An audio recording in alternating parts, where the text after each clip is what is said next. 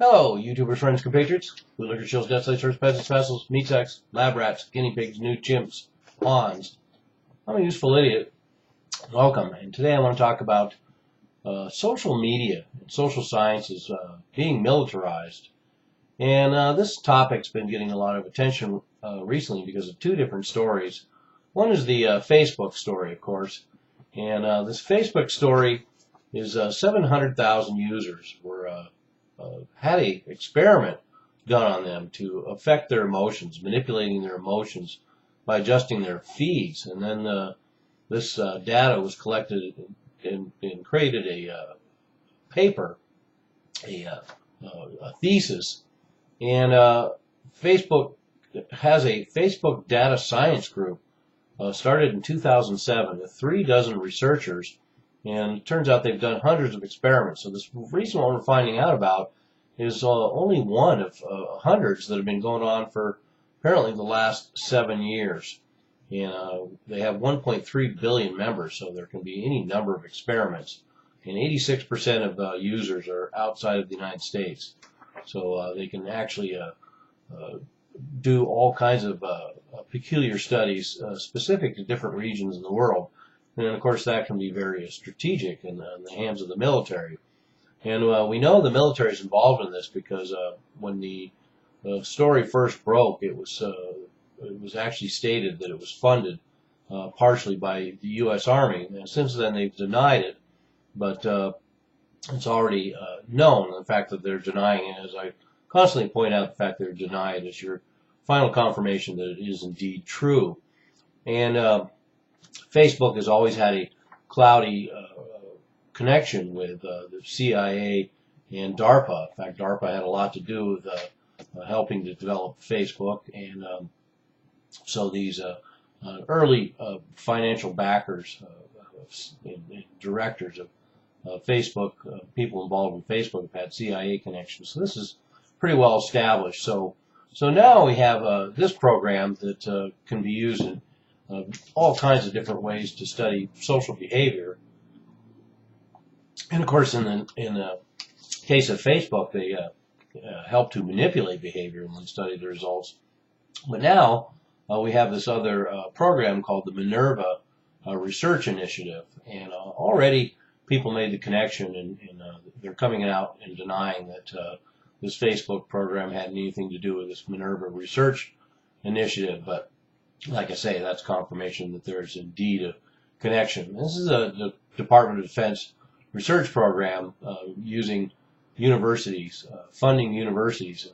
That's another troublesome topic that I've covered in other videos, this whole dynamic of using the military and federal money to fund militarized programs through college campuses. And but anyway, so let's get back to the story. So the Department of Defense Research Program, Minerva Research Initiative, is in order to model the dynamics, risks, and tipping points for large-scale civil unrest across the globe.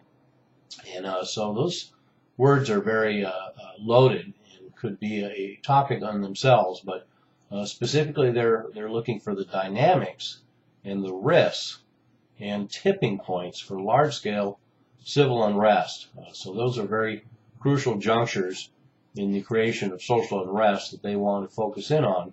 And the stated purpose is to design immediate and long-term insights and strategies. And so in the long term, this could be for social unrest in the United States, or also social unrest in other countries. And that's the long term. But immediate is interesting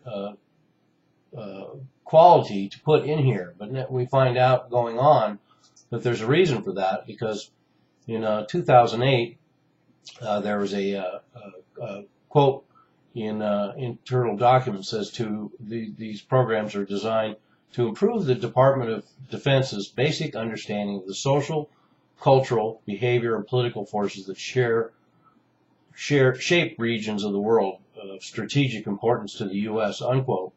So that gives us a tip-off that this is not only for understanding social unrest in the United States and how to react to it, civil unrest, but also the idea of knowing how to foment it and manipulate it. And this is something that I've brought up that I'm not seeing in a lot of the coverage of this story out there, that it's not just about civil unrest in the United States and preventing it.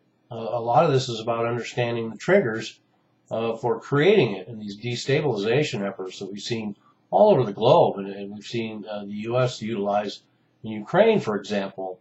That's why they want to know about the dynamics, risks, and tipping points for large-scale unrest.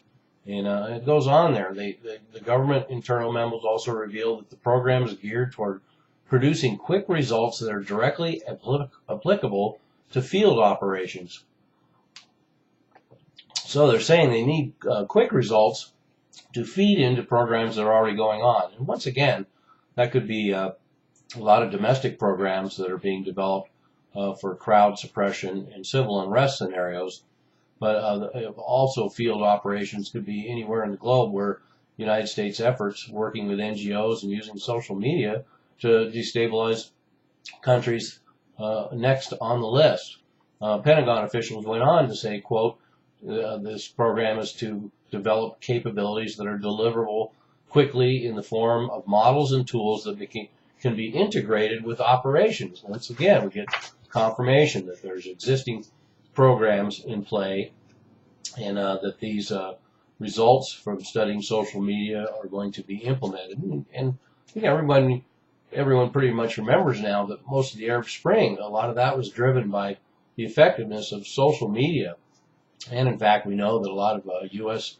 documentation I've done a lot of videos about also talks about destabilization efforts and using social media that go back years. So a lot of these plans have been in the making for years for destabilizing these regions. And in fact, one of the Minerva programs is a University of Washington study that's managed by the U.S. Army. So once again, we get this cross-collaboration. Clearly, the University of Washington and the program is still managed by the United States Army. No pretense of a private program, but their program, quote, seeks to uncover the conditions under which political movements aimed at large-scale political and economic change originate, along with their characteristics and consequences.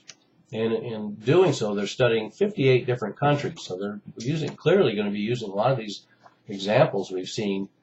And in fact, another study at Cornell specifically looks at social unrest between 2011 and 2013 in Russia, Egypt, Nigeria, and Turkey. That's a study at Cornell University, and it's managed by the United States Air Force. And this program, quote, wants to understand the dynamics of social movement, mobilization, and contagions. The project will determine the critical mass of social contagions by studying their digital traces, unquote. So exactly as I said, they're going to be basically going through tweets and emails and all the social media documentation, Facebook pages, to see, what is the critical mass, and how does it become a contagion? How does it get mobilized? And once again, that's an effective tool. If they want to understand the mobilization of contagions, it's not only so they can prevent it, but so they can foment it. And interestingly enough, I thought that University of Washington study program is interesting because it talks about large-scale political and economic change, political movements aimed at. So interesting that even because of the civil unrest globally, because of banker bailouts and a fraudulent economic system and corrupt governments, I can see why they would be concerned about something like that. And then we also have a 2013 project that's called, quote, Who Does Not Become a Terrorist and Why, unquote. They actually want to distinguish between who is ready to become radicalized and become armed and become violent, and then who decides not to take that step. So they're getting very specific about how they want to find out how these social movements are done. But interestingly enough, they also say that the project is not about terrorists, but about supporters of political violence. So somehow they're going to develop programs that are going to also zero in on not just people who are considered terrorists, not just the violent people, but those who they consider supporters of political violence, so they can zero in on what we already called pre-violence or pre-crime, thought crime. And we've seen plenty of examples of thought crime already coming into play in the modern security state. And so it's not any surprise that we're continuing to see this minutia about it. There's actually a book about this, and it's by David Price, called Weaponizing Anthropology, Social Science in Service of the Militarized State.